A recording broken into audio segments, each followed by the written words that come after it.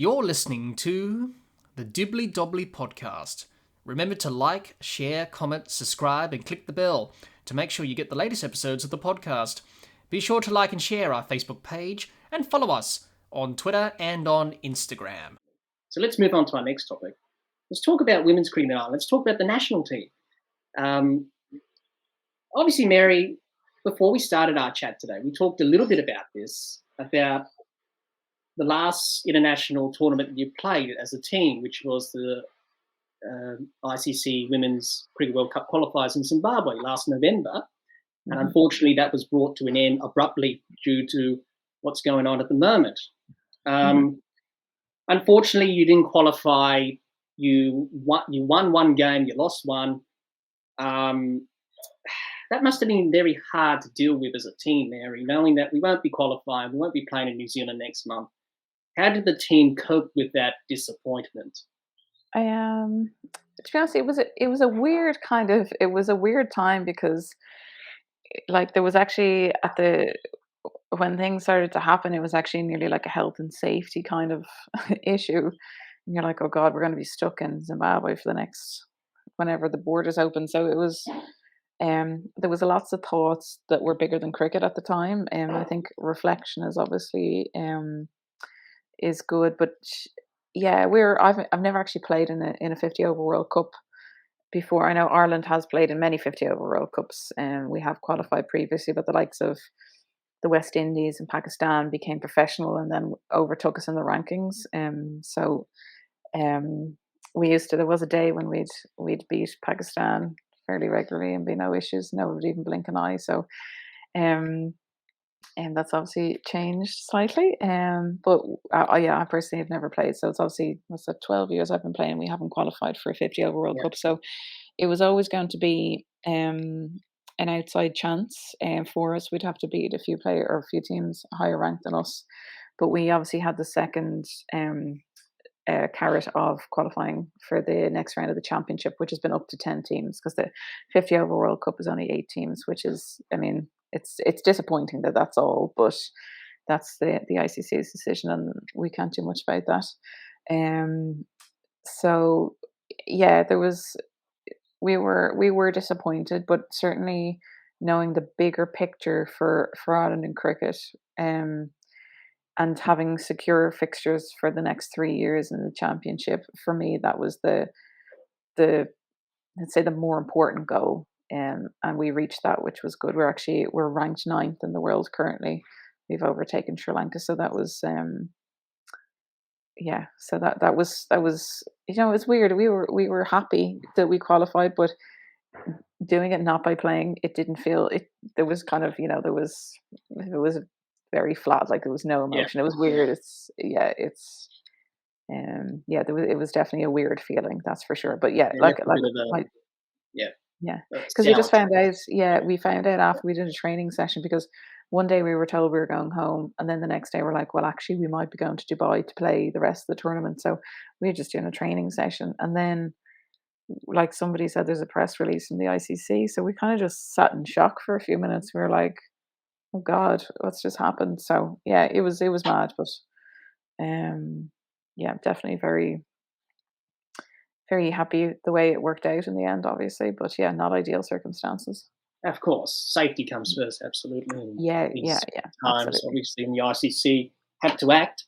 Unfortunately, this does not stop for cricket or any sport or life at the moment.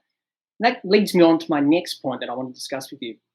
Playing in bubbles and mental health and well-being has become such prevalent in these times over the last couple of years. We've seen players take a break saying, I can't do this, I can't go through all this stress, troubles, being away from home, family. Obviously, when you're playing as a cricket team, your family, of course, you support each other, but you can't go into your teammate's hotel room like you did before because of all this. So how's the team adapted to playing cricket in this new, strange world, Mary? It's definitely, look, I'm pretty lucky in the fact that I'm introvert and I don't mind spending time by myself, basically. I also was able to. I know coming back from Zimbabwe, I had to do hotel quarantine. So, but I brought my work laptop, so I was able to do stuff. So, I've been pretty fortunate in terms of the amount of quarantine I've had to do and dealing with it. But it's definitely a challenge for a lot of people. And actually, I remember the first tour I came back. It was about maybe 7, 8 months ago, and we were in the hotel in Dublin. And I just wanted to go into the girls' room for a cup of tea, but I couldn't. And I was like, "This is weird." I was like, "I just want to have a chat, nothing too serious. Like, I don't want to go into town shopping or anything. I just, wanted to have a cup of tea." But yeah, it is tricky, and I know a lot of the time with COVID as well, we'd have single rooms, which is something we've been advocating for, actually, part of the Players Association. But that can be difficult as well. So what we've actually asked for is if people want to share, that they can, so they actually have a roommate to bounce off and feel like they're, they have support there and somebody to talk to. So it's been a balance because others are really uncomfortable with that. So trying to support players through that. But it's definitely a weird time. But I think it's good as well. I think we're in a place now, certainly with sports people, that we can talk about things, and people are pulling out of tours, which is, it's not nice to see, but it's good to see that they can do that and they don't feel the pressure, and they're talking openly about it, which is a really, really good thing to see, because it's, mental health is not a new phenomenon, nor cricketers suffering from it on long tours. Cricket's always been like, if you look at Ashes tours, they go for months and stuff like that. So it's not a new phenomenon, but players definitely feel more comfortable about talking about it, which is great. Absolutely. And being a part of cricket teams, it's a family, of course. You have close bonds with each other and friendships which will last forever, long before you retire, after you retire. And it's very important. The thing you miss the most, I think. Sorry? I think that's the thing you miss the most as well, is the banter on the bus, not the everyone sitting apart and all this stuff, distancing and in the dressing room as well, obviously. But we have to adapt. It's a key word in cricket. We have to adapt. That's it. But it's here for a while now, obviously. So Mary, let's talk about your role in the team. You play a very important role, being the wicketkeeper. Wicketkeeper's very important. Extremely important. I've noticed many times when you've kept wicket, and I think you know what I'm going to say here. You don't wear a helmet. No, yes, it's my mask. You wear a baseball catcher's face guard. Yes. Is it because you're uncomfortable with the helmet? Tell us the story behind that. It's just purely for fashion reasons. It's awful. I actually forget that I'm wearing it. It's quite light. So when I see pictures, I'm like, oh Jesus. But no, it was when I first started playing. I obviously put a helmet on, and if I went down the leg side, I'd dive. I'd dive like a football goalkeeper, soccer goalkeeper, and I'd bang my head, and you'd be like, "This is ridiculous. How does anybody wear this?" So I just Googled it, and that's what I came up with, and I've worn it ever since. So it's been, it's not pleasing on the eye, but it's very effective. But it's so you. Well, it is. Oh, that's Mary on the field. Yeah, exactly. She's playing today because she's got the baseball catcher's face guard. The top notch. And by the way, if people question about, is that legal? Yes, it is. The ICC have approved that type of equipment. Yeah, Mary should know, because she knows all the playing conditions. I know all the playing conditions. Yeah, of course. But they don't it's been have approved to. You don't have to actually wear anything standing up to the stumps in international cricket. So I could wear it. It's better than nothing, I think. But I can't actually wear it in grade cricket in Australia, which is it's upsetting.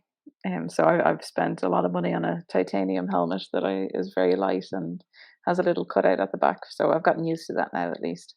Yes, often keepers have that cutout when they crouch, because the helmet, when you crouch, the helmet's touching. It just annoys me because I have to braid my hair to put it on instead of. Yes, you've got quite long hair. So I thought it was because of the hair.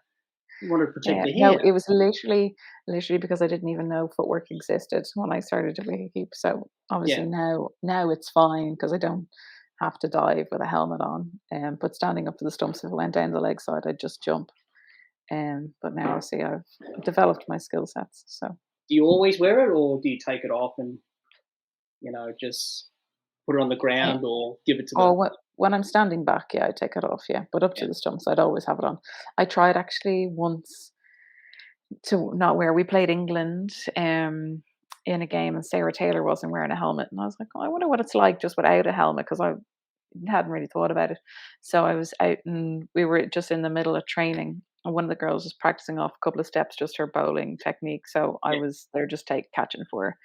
Anyway, I clipped the top of the stump and just straight into my nose. It didn't break it, thankfully, but I had a bit of a bruise across here and 2 black eyes. And I was like, I'll be wearing my mask from now on.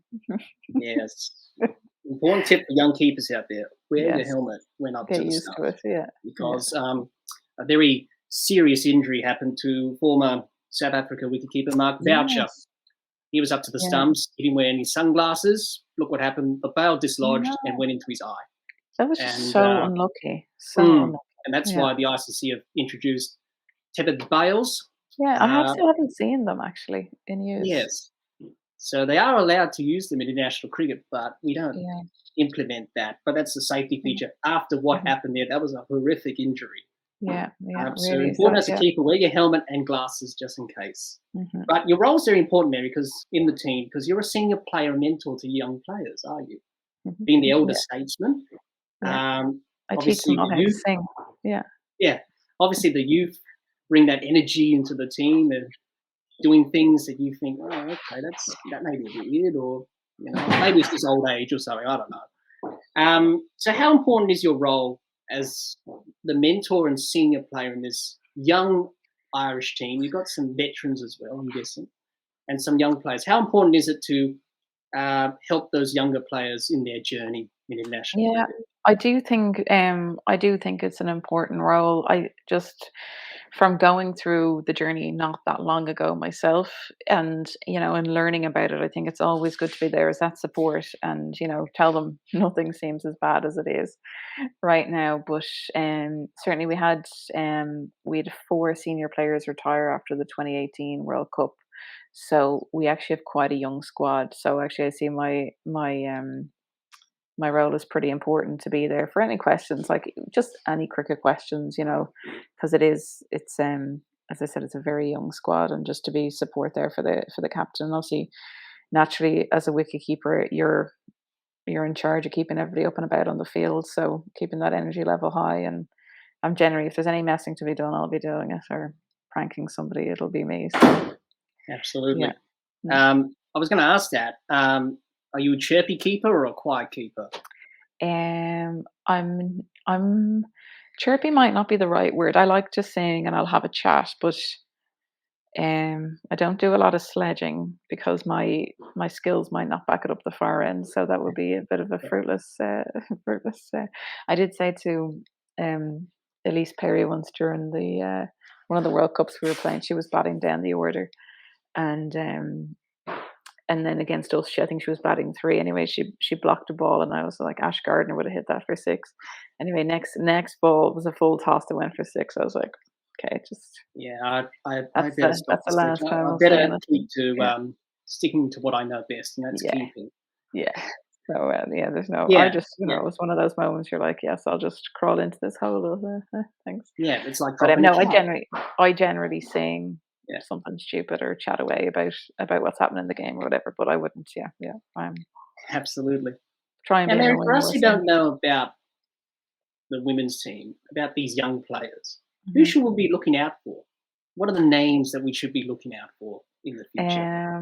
Well, I think Orla Prendergast is one of the best young cricketers out there at the minute. She's unbelievable. She bowls quick. In swing, unbelievable athlete, and like her balance at the crease. She had, unfortunately, she didn't score runs. We're actually in Zimbabwe twice recently for the qualifiers, and we were there for a tour the month before as well. She didn't quite score the runs that she can, but like again, she's only been playing international cricket for a handful of seasons, which includes COVID, so not that long. but watching her in the nets, her balance is unbelievable. Like, I think she's got so far to go. She could definitely play in franchise cricket around the world. Obviously, I'm sure you've heard of Gabby Lewis as well. She got a chance to play in the 100 this year. She scores a lot of runs, hits the ball very hard, and is definitely, actually, she made the ICC T20 Team of the Year, I think, this year. She's definitely one to watch out for, and I think one who's definitely going to take over my role as messer in the team is Leah Paul. She bowls left arm spin and can open the batting or bat down the order left-handed, and she's just a great girl around the team. She'd be brilliant in any franchise cricket, but is just she's one of those silent cricketers. She just goes and does it, and you don't know. All of a sudden she scored 50 and taken 3 wickets, and you're like, how did that happen? So yeah, some very talented girls to watch out for there. Absolutely. Does the women's team take inspiration from the men's team in what they've done over the years? Like, we've seen some good performances recently, especially last year in the T20 World Cup. Curtis Camphor took 4 wickets and 4 balls, which was unbelievable. And also Ireland in World Cups, like, of course, upsets. Like in 2011, Kevin O'Brien scored that 113, and they won by, beating England by 3 wickets in that run chase in Bangalore. And 4 years prior to that, in 2007, they won against India in that famous win. It was Pakistan, but it's okay. Don't tell. Sorry, against Pakistan. Yes, it was against Pakistan. Yeah. Sorry. Yeah. I think it was on St. Patrick's Day as well. It was. Yes. Yeah. Yes. Sorry, I don't know where I got India from. That's that out of my notes. I'm not sure you'll be forgiven, but that's okay. No, but it was Pakistan, as you say. Yes, I do remember now. So I got that wrong. My mistake, everyone. But they've done some amazing things. Do you take inspiration from them, and do they come in and help the women's team when they can from time to time?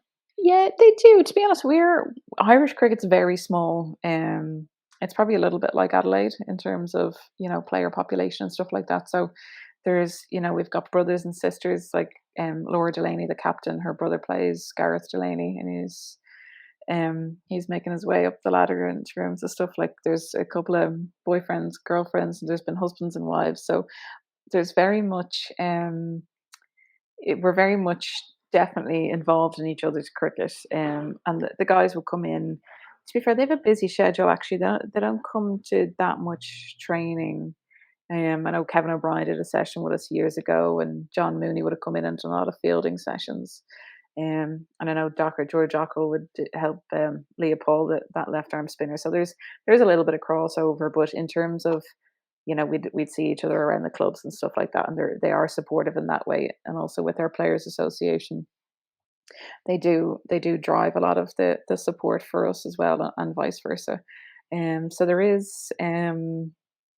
there's definitely, we support each other. Whether the girls take inspiration, I can't answer that for them, but definitely I'm an Ireland cricket fan. So I remember all of those things you've just said, and I remember I wasn't allowed go on the internet in work for personal use, so I was actually listening to Kevin O'Brien on the radio score that century. So I was running up and down the stairs and work by myself like a lunatic when that happened. So I definitely, any inspiration. Like, we've been compared to anytime we win. Like, I've beaten Pakistan, we've beaten Bangladesh, we've beaten South Africa. So every time we win a game like that, everyone's like, "Oh, you're like the men in 2007." I was like, "Well, we were like the men in 2007, 10 years ago now. So what are we like now?"